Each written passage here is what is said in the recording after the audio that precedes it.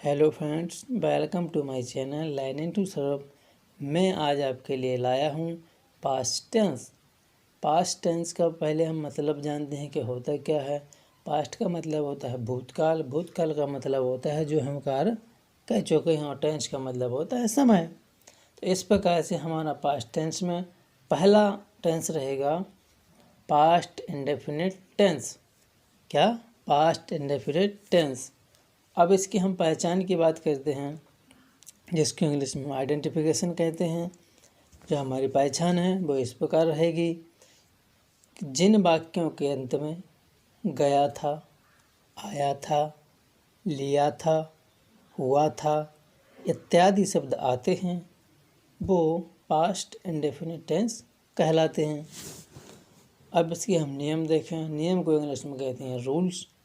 जो हमारा पहला नियम है कि साधारण वाक्य बनाते समय क्रिया का दूसरा रूप लगाते हैं। रूल नंबर 2, सहायक क्रिया के रूप में डिड का प्रयोग करते हैं।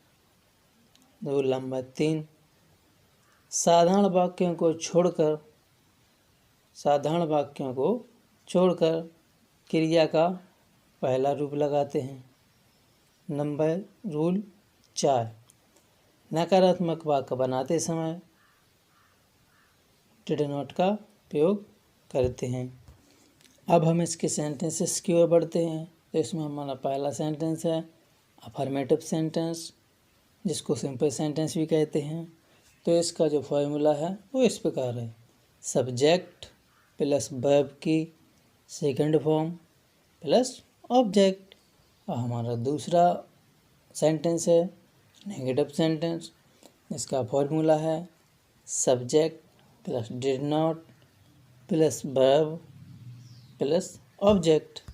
अब हम इसके तीसरे सेंटेंस की ओर जाते हैं। तो इसका तीसरा सेंटेंस है इंटरोगेटिव सेंटेंस। इसका हम फॉर्मूला देखते हैं। तो फॉर्मूला इस प्रकार है, did plus subject plus verb plus object plus question mark. इसी प्रकार से हम इसका चौथा सेंटेंस देखते हैं, वो है इंटरोगेटिव नेगेटिव सेंटेंस। फॉर्मूला इस प्रकार है, did plus subject plus not plus verb plus object plus question mark. अब इसी क्रम में हम इसका पांचवा सेंटेंस देखते हैं। पांचवा सेंटेंस है हमारा डबल इंटरोगेटिव सेंटेंस। इसका फॉर्मूला इस प्रकार है, QWN की question word plus did plus subject plus verb plus object plus question mark. अब हम इन्हीं 5 सेंटेंसों के एक वाक्य के द्वारा 5 वाक्य बनाने सीखेंगे और वे हम आपको बताएंगे। जो हमारा पहला वाक्य है वो है कि उसने पुस्तक पढ़ी। तो देख लीजिए, उसने पुस्तक पढ़ी। तो इस प्रकार से सबसे पहले हमारा जो सिंपल सेंटेंस बनेगा कि ही, और अब पढ़ी यानी रीड, उसका दूसरा फॉर्म लगेगा रीड ए बुक।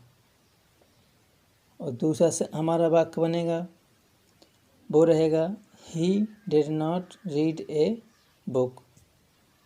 जो हमारा तीसरा सेंटेंस रहेगा, did he read a book and question mark.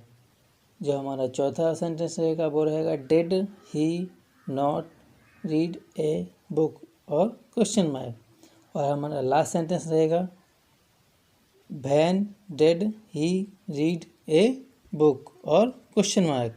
इसी के क्रम में हम एक और इसका एग्जाम्पल देख लेते हैं, जो इस प्रकार है कि राम ने किताब लिखी। क्या? राम ने किताब लिखी। अब इसका हम देखते हैं कि सेंटेंस कैसे बनाते हैं। राम का राम रहेगा, लिखना होता है राइट माना, लेकिन इसका लगाना दूसरा फॉर्म, तो इसका हो जाएगा रोट, और किताब का होता है बुक। तो हमारा वाक्य बन जाएगा राम रोट ए बुक। तो हमारा देख लीजिए सिंपल सेंटेंस है, तो उसमें हमने क्या लगा दिया, उसका वर्ब का दूसरा फॉर्म। अब इसका नेगेटिव में बनेगा कि Ram did not write a letter. हमने राइट क्यों लगाया? क्योंकि साधारण वाक्य को छोड़कर ही हम फर्स्ट फॉर्म लगाते हैं।